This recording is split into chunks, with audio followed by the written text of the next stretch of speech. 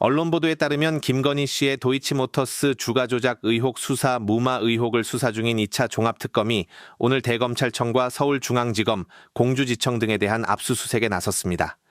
특검은 이창수 전 서울중앙지검장이 김 씨의 불기소 처분 전 수사팀에 주가 조작 관련 무죄 판결 검토를 지시한 내부 메신저 메시지를 확인한 것으로 전해졌습니다. 종합특검은 민중기 특검이 앞선 압수수색 과정에서 확보한 내부 메신저 기록을 넘겨받아 분석했고 그 과정에서 이 전 지검장의 무죄 판결 검토 지시 메시지를 확인했다고 밝혔습니다. 해당 메시지는 당시 서울중앙지검 반부패 이 부수사 실무검사 전원에게 전파된 것으로 알려졌으며 전파 시점도 김 씨에 대한 도이치모터스 사건 불기소 처분 이전인 것으로 전해졌습니다. 특검은 이를 토대로 오늘 첫 강제 수사에 착수했습니다. 압수수색 영장에는 직권남용 등 혐의가 적용됐고 피의자는 아직 특정되지 않아 성명불상자로 적시된 것으로 알려졌습니다. 특검은 확보한 자료를 바탕으로 당시 불기소 처분 과정 전반에 외압이나 부당한 개입이 있었는지를 들여다보고 있습니다. 이창수 전 지검장은 판례 검토는 사건 처분의 완결성을 위해 당연히 거쳐야 하는 절차라는 취지로 반박한 것으로 전해졌습니다. 특검은 압수물 분석과 관계자 조사 등을 통해 메시지 작성 경위와 실제 수사 처분 과정에 미친 영향 여부를 계속 확인할 방침입니다. 존경하는 재판장님, 국회 소추위원, 국회 법제사법위원회 위원장 정청래입니다. 다른 사건으로 눈코 틀 새 없이 바쁘신 와중에도 그동안 수차례 변론 준비 기일에 이어 오늘 변론 기일에 이르기까지 쏟으신 노고에 경의를 표합니다. 영장 청구권을 헌법상의 권리로까지 인정받고 있는 우리나라 검사는 그 권한이 매우 막강합니다. 그러나 실제 그 권한의 위력이 나타나는 것은 표면상 드러나는 것보다는 수사 과정에서의 개개의 의지나 행위에 있는 경우가 더 많습니다. 즉, 검사는 수사를 개시할 대상을 정할 수 있고 그 정한 대상자에 대하여 어느 정도의 강도로 어느 정도의 기간 동안 수사할 것인지를 결정하며 그 수사 결과에 따라 어떤 죄명을 선택하여 기소하고 때로는 어떤 이유를 붙여 불기소할 것인지를 결정합니다. 심지어 있는 것을 없는 것으로, 없는 것을 있는 것으로 사건을 축소, 왜곡, 과장한다는 국민적 의혹이 있는 것도 엄연한 현실입니다. 대한민국 검찰은 실질적으로 수사권, 기소권, 영장 청구권을 독점하여 견제받지 않는 무소불위의 검찰 권력, 통제받지 않는 검찰공화국이라는 오명과 원성이 높습니다. 검찰개혁에 대한 국민적 여망이 높은 이유입니다. 수사에 대한 절차는 대개 정해져 있기는 하나 실제 운용되는 현실에서는 개개의 행위와 결정에 대하여 모두 구체적인 법령으로 정할 수도 없어서 각 검사들이 양식에 맡겨져 있는 경우가 허다합니다. 그렇기에 검사에게는 다른 공무원들보다는 더 엄격한 법적, 윤리적 기준이 적용되어야 하고 민주적 통제와 견제의 폭이 더욱 넓어져야 하는 것입니다. 실제 검사들의 권능은 국민들의 일상을 송두리째 바꿔놓을 수 있을 정도로 막강한 것이어서 검사들의 수사와 결정은 국민들에게는 가장 큰 침익적 행위가 된다는 점은 주지의 사실입니다. 그렇기에 검찰청법 제4조 1항은 검사는 공익의 대표자로서 그 직무와 권한을 행사하여야 한다고 규정하고 있고 제4조 3항은 검사는 그 직무를 수행할 때 국민 전체에 대한 봉사자로서 헌법과 법률에 따라 국민의 인권을 보호하고 적법 절차를 준수하며 정치적 중립을 지켜야 하고 주어진 권한을 남용하여서는 아니 된다고도 규정하고 있습니다. 그러나 막강한 권한을 가진 검사 권력에 대한 견제는 검찰 조직의 자체 감찰로는 턱없이 부족합니다. 결국 국민을 대변하는 국회에서 상시적으로 감시할 수 있어야 하며 혐의가 짙고 엄중한 경우에는 그 탄핵의 허들을 낮추어 언제든 상시적으로 탄핵할 수 있도록 하여야 합니다. 그렇게 하여야만 검사들의 행위에 대해 사후적으로도 통제가 강화될 뿐만 아니라 사전적으로도 견제의 효과가 도모될 것입니다. 본건에서 문제되는 이른바 도이치모터스 주가 조작 사건은 2013년 서울경찰청 중대범죄수사과에서 내사에 착수하였다가 현직 고위직 검사의 배우자가 대상이었다는 이유로 수사 무마 의혹을 받은 사건입니다. 재판관님들께서도 주지하고 계신 바와 같이 도이치모터스 주가 조작 사건의 관련 범죄자들이 모두 철저하게 수사받았고 혐의자 대부분이 기소되어 유죄를 선고받았습니다. 그러나 유독 한 사람만이 다른 사람들과 달리 공정한 조사를 받지 않았고 아직까지도 아무런 처벌도 받지 않고 있습니다. 검사가 최선의 노력을 다하여 수사를 한 후 불기소 처분을 하였다면 설령 그 결정이 잘못이 있더라도 위법 행위라 할 수는 없을 것입니다. 국회는 적법한 직무집행을 한 피청구인들의 행위를 문제 삼고 있지는 않습니다.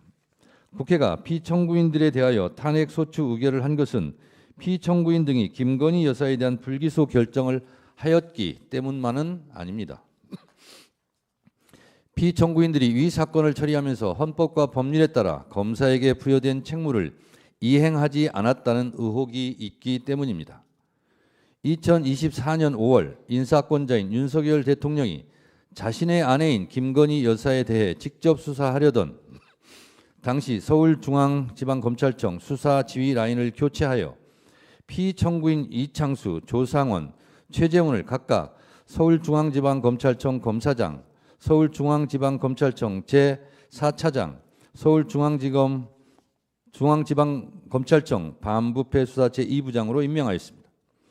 이후 피청구인들은 당시 이원석 검찰총장이 김건희 여사 소환 조사가 원칙임을 강조하였음에도 불구하고 검찰총장에게 수사 절차에 관한 상세한 보고 없이 김건희 여사 쪽이 지정한 대통령 경호처 부속 청사에 비공개 출장 조사를 시행하였습니다.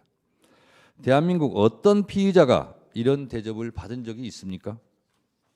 피청구인들은 수사를 담당하는 검사의 휴대폰을 반납당하며 피의자를 조사하는 초유의 황제 조사가 진행되었다는 언론 보도가 줄을 이었고 공범으로 지목된 자에 대한 기존의 수사 및 공판 과정에서 나온 증거들을 고려하지 않았다는 의혹이 있고 김건희 여사에 대하여는 강제 수사를 하지 않는 등 불충분하고도 불공정한 수사를 통해 이 사건에 대해 불기소 처분을 내렸다는 국민적 공분이 큰 것이 사실입니다.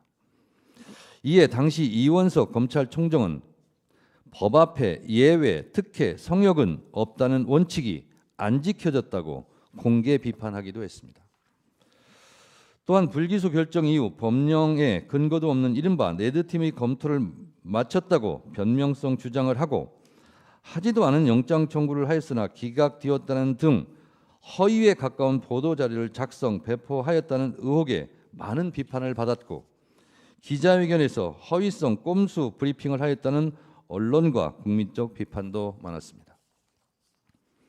피청구인들의 행위는 대한민국의 형사 사법이 적법한 절차에 따라 정의롭고 공정하게 이루어진다는 국민들의 신뢰를 배반한 행위일 뿐만 아니라 국가의 공권력 행사가 불공정하고 자의적으로 행사됨으로 인하여 국가의 형사사법 질서에 미치는 부정적 영향 내지 해악이 매우 크다고 할 것입니다. 그러므로 피청구인들에게 보다 엄격한 법적, 윤리적 기준을 적용한 징계가 이루어져야 합니다. 그러나 검사징계법 제3조는 검사의 징계를 해임, 면직, 정직, 감봉 및 견책으로 구분하고 있을 뿐 국가공무원법 제79조에 규정하고 있는 다른 공무원과 달리 정작 파면에 해당하는 중징계는 존재하지 않습니다. 국회의 검사에 대한 탄핵이 용이해져야 하는 당위입니다.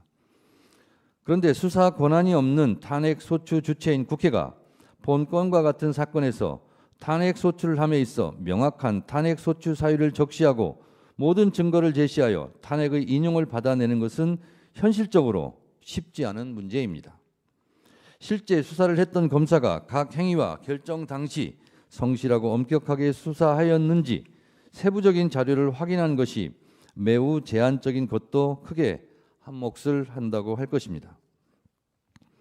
그러므로 국회는 언론에서 드러난 사실과 그에 대한 검사들의 해명에 대해 국민의 눈높이에서 국민의 뜻을 대변하여 검사들의 행위가 헌법과 법률에 저촉되었는지를 세밀히 판단하여 탄핵을 할 수밖에 없습니다.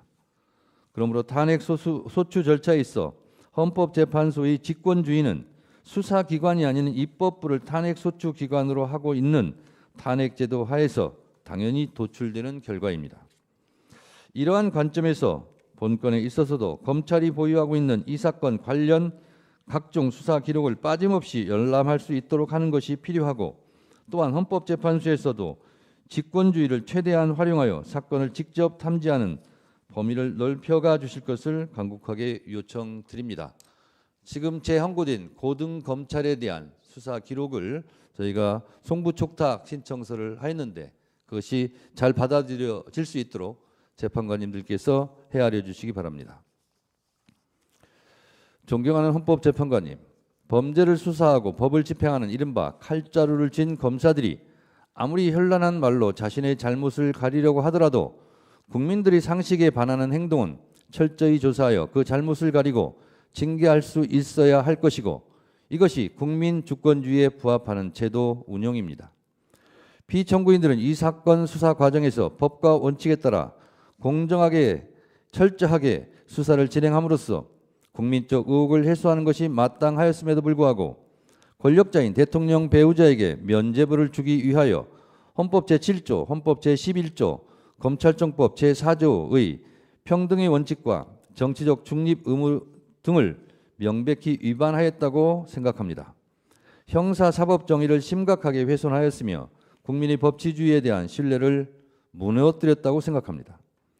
모든 국민은 법 앞에 평등하다는 헌법 제11조의 헌법 정신에 따라 모든 안에도 법 앞에 평등해야 하지 않겠습니까? 헌법과 법률, 국민적 눈높이를 종합하여 살펴보건대 본건은 피청구인들의 파면을 정당화할 정도로 중대한 헌법과 법률 위반 의혹이 있는 경우이고 국민의 신임을 배반한 것이 명백하다고 할 것입니다. 존경하는 헌법재판관님들께서 대한민국의 공정한 상식이 회복되고 사법 정의와 헌법 질서를 수호하기 위해 피청구인들을 모두 파면하여 주실 것을 간절하게 호소드립니다. 감사합니다.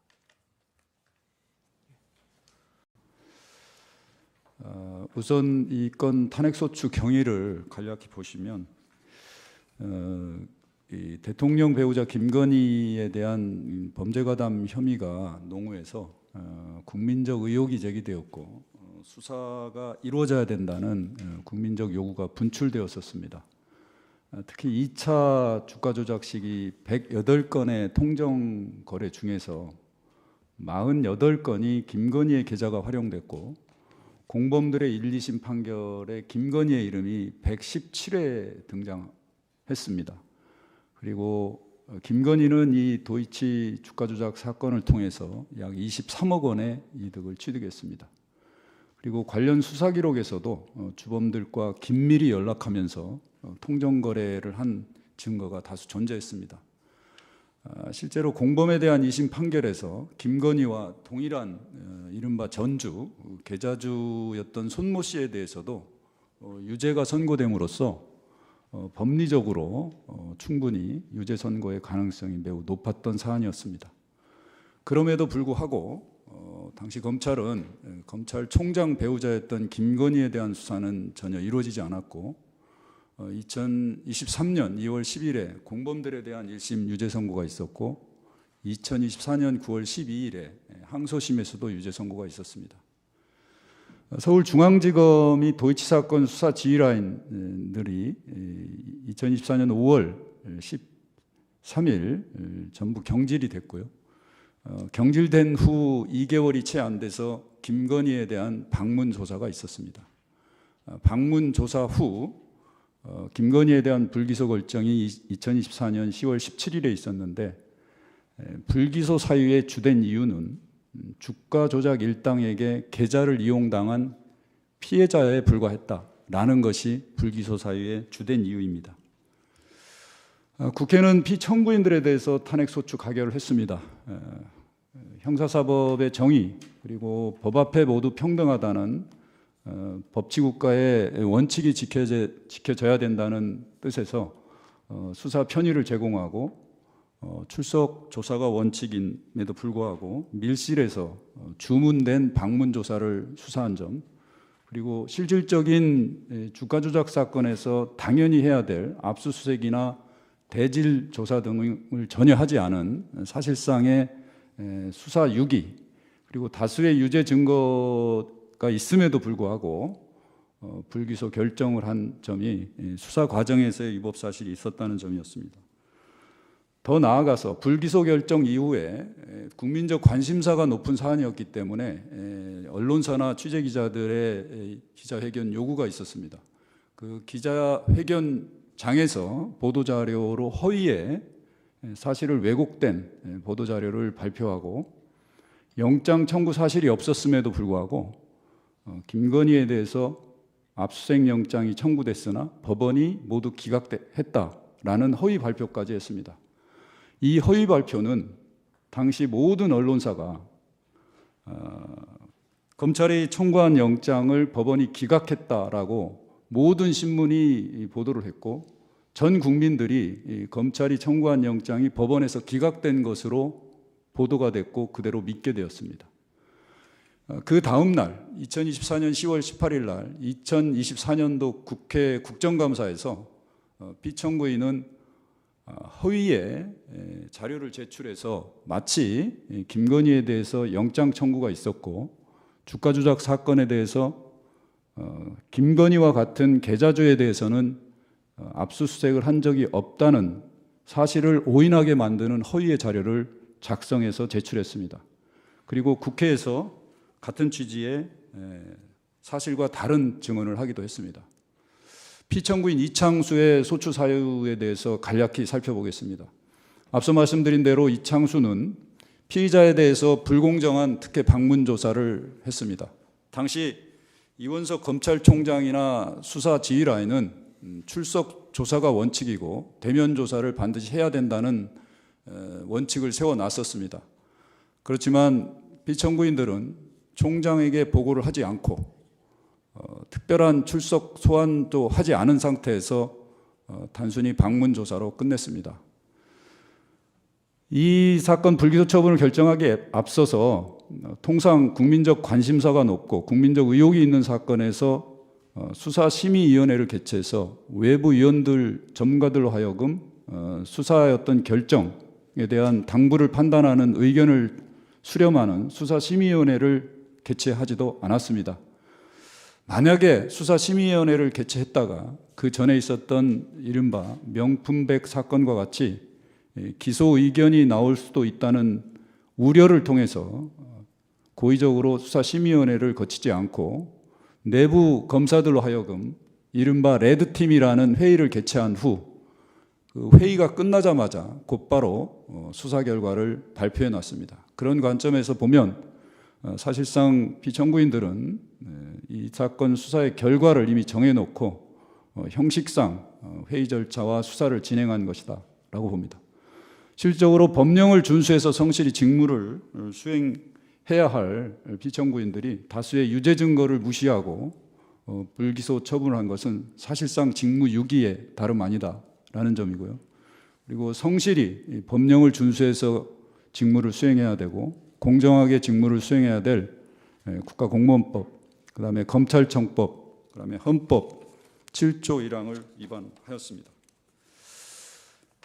피청구인 이창수는 2024년 10월 18일 날 이 불기소 결정에 대한 기자들에 대한 보도 자료를 작성함에 있어서 당시 피의자가 범죄에 가담하였다는 취지의 주범 권모 씨의 법정 증언이 분명히 있음에도 불구하고 이를 숨기고 피의자가 단순히 추천 권유로 주식을 매도하였다고 사실을 왜곡하는 내용의 보도자료를 작성하여 배포하였습니다. 그로 인해서 23억 원의 주가 조작으로 인한 이득을 얻은 피의자가 피해자로 둔갑해버린 사건이 돼버렸습니다.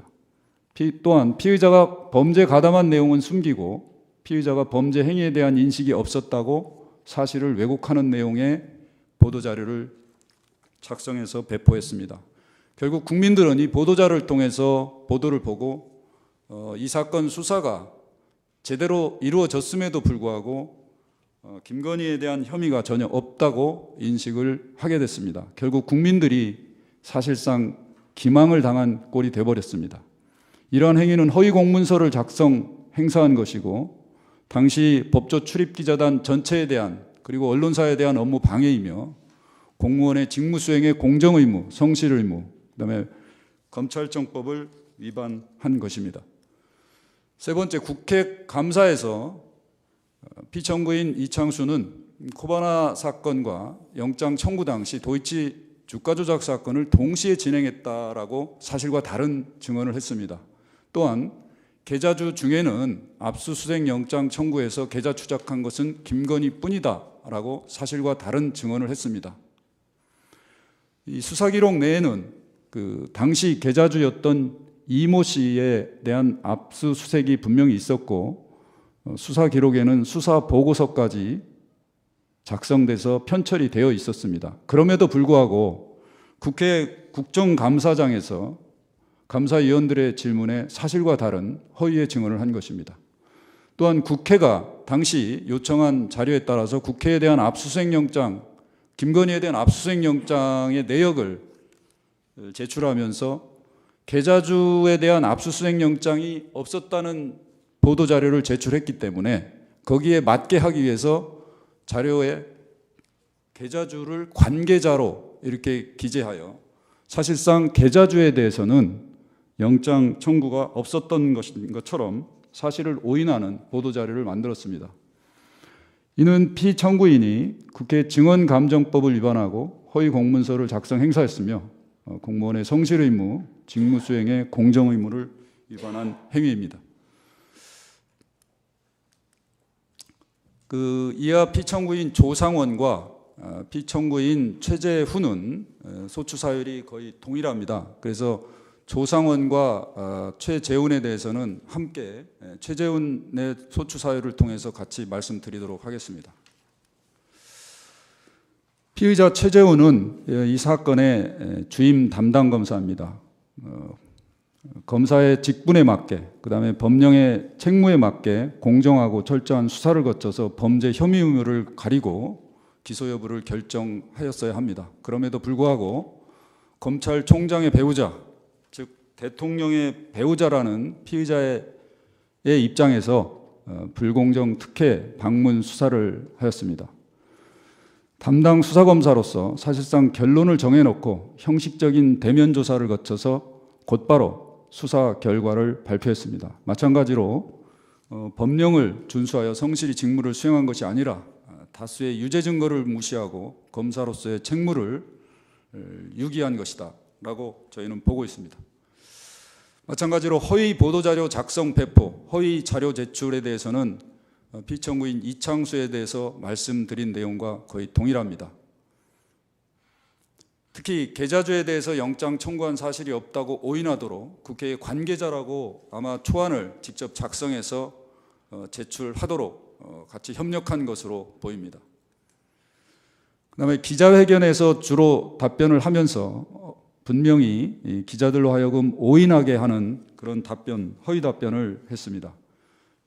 이른바 도이치모터스 주가 조작 사건과 관련해 김건희에 대하여 압수수색 영장을 청구했으나 법원이 모두 기각했다라는 허위 답변을 했습니다.